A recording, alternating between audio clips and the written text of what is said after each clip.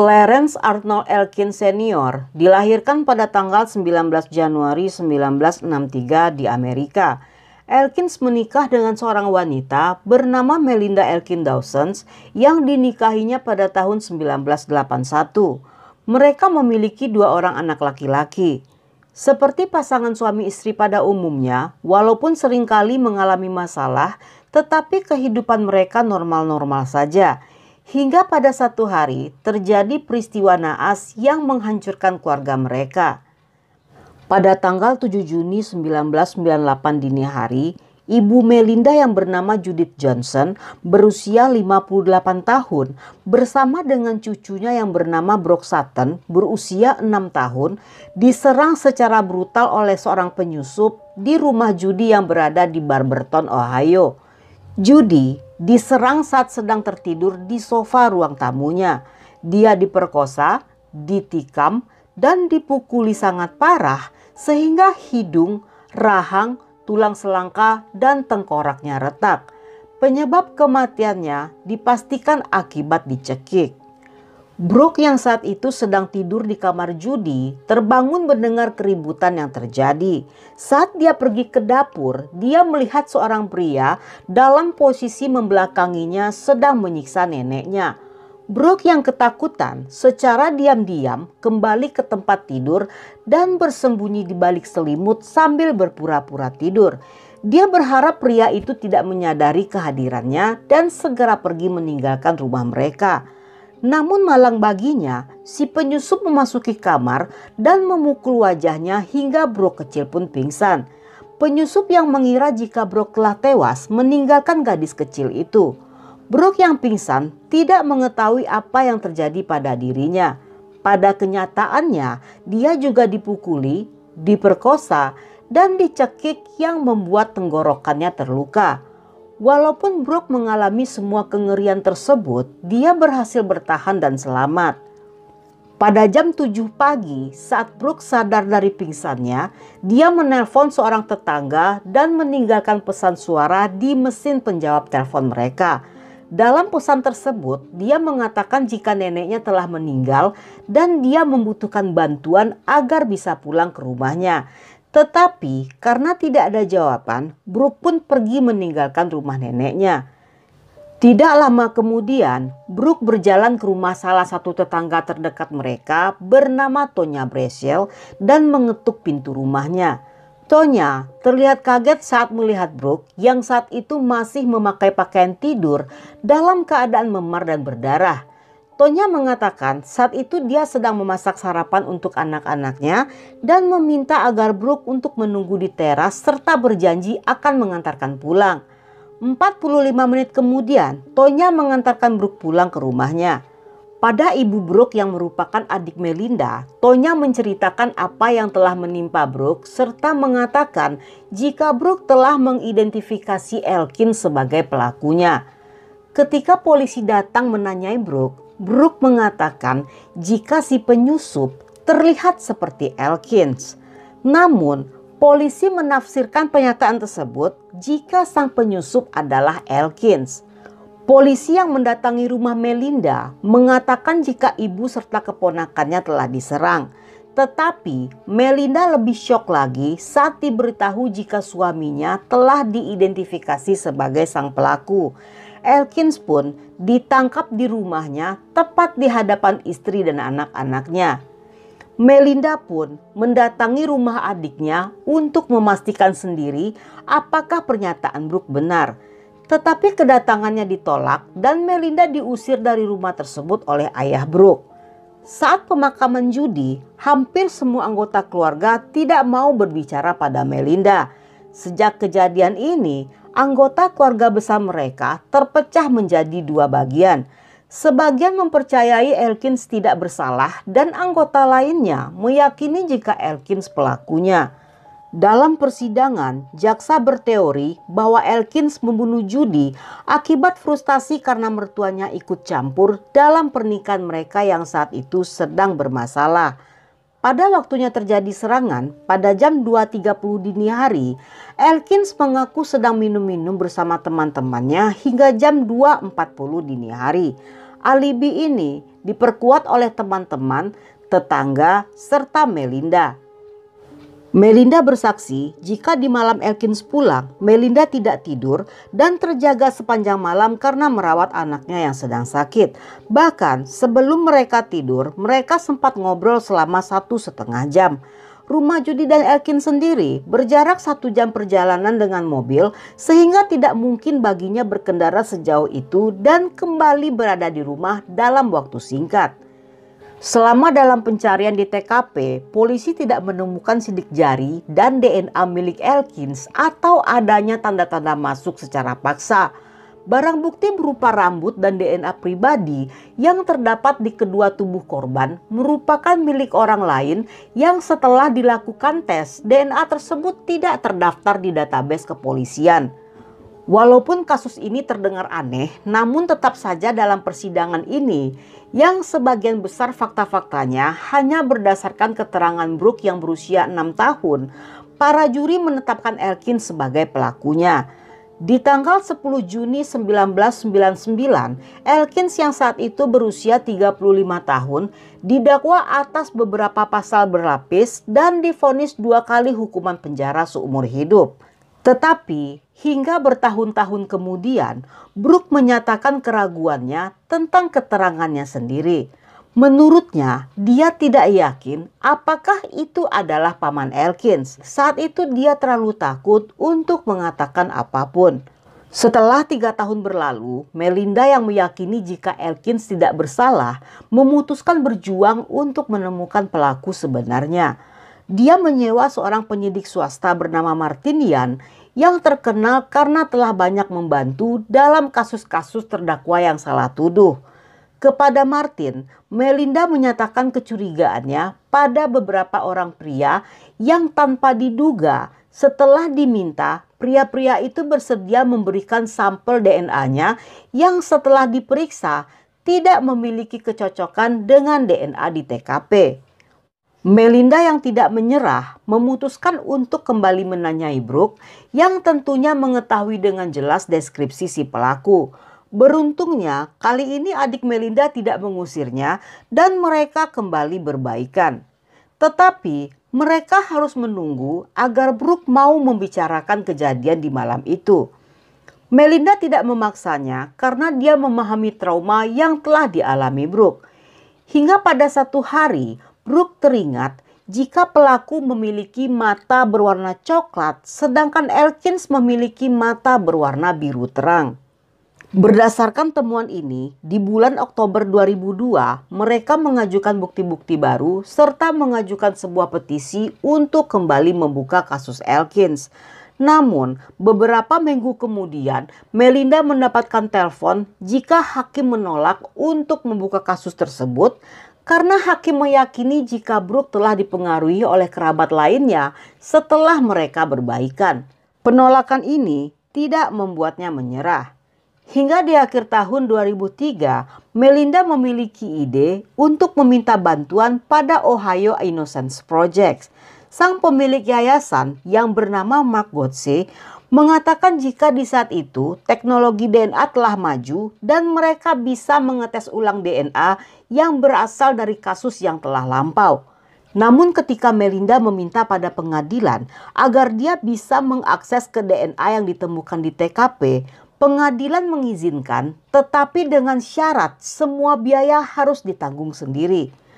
Melinda dan keluarganya berhasil mengumpulkan uang sejumlah $40.000 yang dengan bantuan Mark Gotze mereka melakukan pengujian 2 sampel DNA di sebuah laboratorium di Texas dengan biaya $25.000 yang merupakan setengah dari harga normal. Hasil tes membuktikan bahwa DNA tersebut bukanlah milik Elkins. Dengan hasil tes ini, Elkins mengajukan banding atas vonis hukumannya. Tetapi di bulan Juli 2005, hakim menolak banding tersebut. Pengadilan memutuskan bahwa karena juri telah memutuskan hukuman Elkins tanpa bukti DNA, maka pengadilan tetap akan menjatuhkan vonis yang sama sekalipun vonis tersebut tidak cocok. Melinda yang ingin kasus ini segera tuntas memutuskan untuk memeriksa data para pelanggar kejahatan kasus pelecehan yang berlokasi di seputaran wilayah rumah judi. Dia mencari setiap petunjuk melalui berita di internet serta koran-koran yang memberitahukan tentang kasus serupa di tahun-tahun sebelum dan sesudah kasus itu terjadi. Hingga pada satu waktu, Melinda akhirnya menemukan sebuah artikel koran di tahun 1998 yang menyebutkan nama seorang pria terpidana kasus pelecehan yang telah dibebaskan dari penjara pada tanggal 5 Juni 1998, tepat 2 hari sebelum terjadinya pembunuhan. Pria itu bernama Earl G. Mann yang merupakan tetangga judi sekaligus suami dari Tonya Brazil.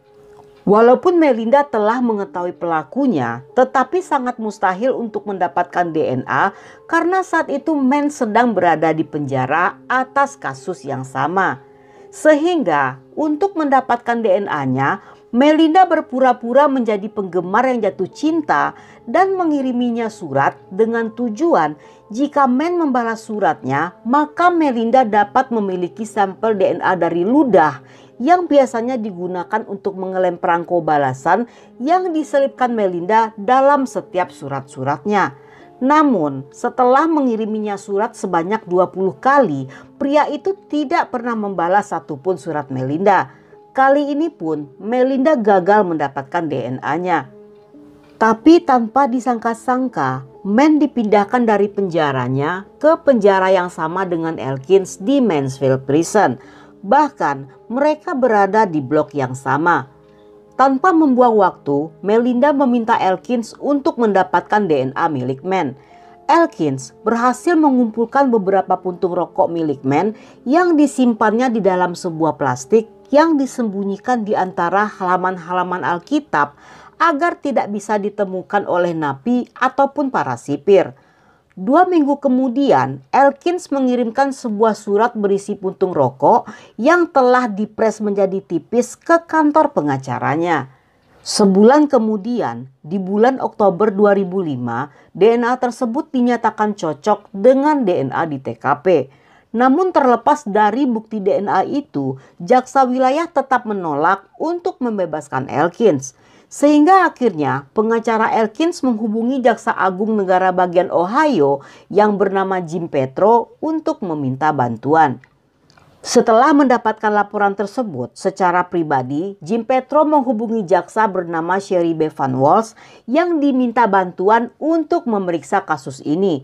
Ketika mengetahui bahwa sang jaksa tidak tertarik untuk meninjau ulang kasus ini, Jim Petro kembali membantu dengan melakukan tindakan yang sedikit ekstrim dengan mengadakan konferensi pers yang bertujuan untuk secara terbuka menekan para jaksa agar membatalkan hukuman Elkins. Pada tanggal 15 Desember 2005, semua tuduhan terhadap Elkins dibatalkan dan dia dibebaskan dari penjara. Sebelum melanjutkan ceritanya, kita akan bahas sedikit tentang latar belakang dari Earl Mann. Earl G. Mann dilahirkan di Melbourne, Florida, Amerika. Saat dewasa, dia pindah ke Ohio. Mann memiliki banyak catatan kriminal dengan berbagai kasus, termasuk kasus pelecehan, kasus rasisme, hingga kasus perampokan. Di tahun 2002, Mann kembali dihukum atas kasus pelecehan. Dia memperkosa 3 orang bocil berusia di bawah 10 tahun, yang ketiganya adalah putrinya sendiri. Ketiga anak itu adalah hasil pernikahannya dengan Tonya, dan Brooke sering bermain bersama ketiga putri mereka. Pada tahun 2005, setelah Mann ditetapkan sebagai tersangka kasus Judith, seorang petugas polisi bernama Gerard Antenucci mengatakan kepada jaksa jika di tahun 1999, 4 bulan sebelum persidangan Elkins dimulai, dia pernah memberikan sebuah memo kepada jaksa yang menangani kasus Elkins. Namun memo tersebut yang merupakan salah satu kunci pembebasan Elkins tidak pernah dimunculkan dalam persidangan. Menurut Antenucci, dia membuat memo tersebut sesaat setelah menangkap Mann atas kasus perampokan. Selama proses interogasi, Mann yang pemabuk, bawel, dan suka berargumentasi saat itu bertanya mengapa dia tidak ditangkap atas kasus pembunuhan Judith. Sesuai kebijakan, Antenucci yang menangkap Mann saat itu segera mengirim sebuah memo kepada detektif yang sedang menangani kasus Judith. Tetapi pernyataan ini tidak pernah diungkapkan baik kepada pengacara maupun di depan persidangan. Setelah Mann diidentifikasi, Tonya yang diinterogasi mengaku jika setelah terjadi penyerangan di rumah Judith, Mann pulang ke rumah dengan kondisi mengalami goresan di punggungnya. Ketika Tonya menanyakan keberadaan Mann semalaman, Mann mengatakan jika dia sedang bersama belalang sembah. Di pagi harinya, saat Brooke datang mengetuk pintu rumah mereka, Mann menjadi marah dan memaksa Tonya agar tidak membiarkan gadis itu masuk ke dalam rumah atau membantu Brooke menelpon polisi. Dan itulah sebabnya Brooke dibiarkan menunggu di depan pintu dan alih-alih menelpon polisi, Tonya justru memilih untuk langsung mengantarnya pulang ke rumah. Pada akhirnya, di tahun 2008, Earl Mann divonis hukuman penjara seumur hidup dengan kesempatan pembebasan bersyarat setelah 55 tahun. Yang diperkirakan saat bebas nanti Mann telah berusia 92 tahun. Melinda telah menyatakan kecurigaannya bahwa Tonya yang telah mempengaruhi Brooke dalam mengidentifikasi pelaku sebagai Elkins demi menyelamatkan suaminya.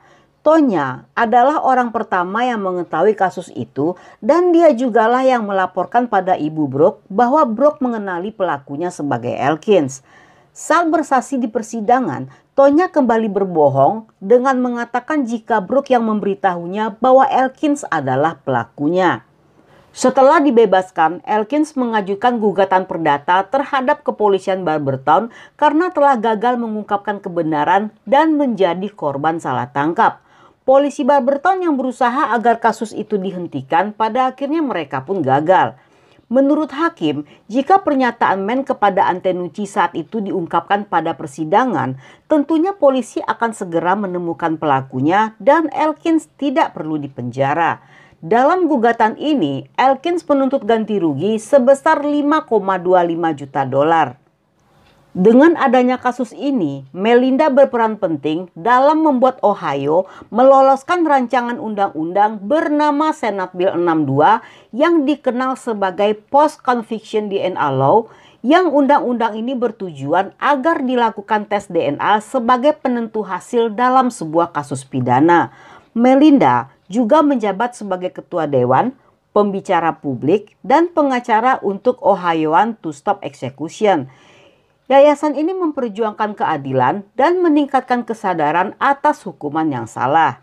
Saat ini, Elkins bekerja sebagai pengacara untuk menghentikan hukuman yang salah dan juga berperan penting dalam meloloskan Senate Bill 77 yang dikenal sebagai Ohio Innocent Protection Act. RUU ini bertujuan untuk mewajibkan polisi mengikuti segala prosedur penyelidikan yang terbaik saat meminta saksi melakukan identifikasi, termasuk melakukan perekaman saat interogasi dan menyimpan DNA, terutama dalam kasus pelecehan serta pembunuhan. Elkins menghabiskan banyak waktu untuk melakukan hal ini, termasuk menjadi pembicara tentang kasusnya sendiri di universitas dan di seluruh wilayah Amerika. Dalam sebuah wawancara dengan file forensik, Brooke menyatakan penyesalannya karena telah salah mengidentifikasi yang mengakibatkan dia menempatkan dua keluarga dalam situasi yang sangat kacau. Dalam wawancara yang sama, Melinda menyatakan jika dia dan Elkins tidak pernah menyalahkan Brooke atas kejadian tersebut. Karena mereka menyadari saat itu Brooke hanyalah seorang anak kecil yang sedang mengalami trauma dan telah mengalami kejadian yang mengerikan. Sehingga wajar bagi Brooke membuat asumsi yang salah, terutama di saat polisi juga menekannya untuk mengakui jika pria yang dilihatnya adalah Elkins. Di tahun 2007, Elkins dan Melinda bercerai, tetapi mereka tetap berteman hingga hari ini. Di tahun 2010, Elkins menikah lagi dengan seorang wanita bernama Molly. Di tahun 2011, sebagai bentuk rasa terima kasih, Elkins dan Molly mendirikan beasiswa Clarence Elkins di Fakultas Hukum Universitas Cincinnati dengan memberikan dana sejumlah $5.000 kepada Ohio Innocence Project yang bertempat di UC Law School. serta beasiswa untuk 2 orang siswa di Ohio Innocence Project untuk setiap tahunnya. Pada tahun 2009, sebuah film dokumenter televisi tentang kasus Elkins dirilis dengan judul Conviction: The True Story of Clarence Elkins. Kisah Elkins juga akan difilmkan oleh seorang produser bernama David Messer yang saat ini masih dalam proses pengembangan naskah. Kasus ini juga telah didokumentasikan dalam file forensik dengan judul I Solved the Murder. Dan cukup sampai di sini cerita kita kali ini. Semoga kalian suka dengan ceritanya. Jangan lupa ajak teman-teman kalian yang suka dengan konten seperti ini untuk gabung di sini. Buat kalian yang masih betah nonton sampai akhir, thank you, love you, have a nice day, and then see ya.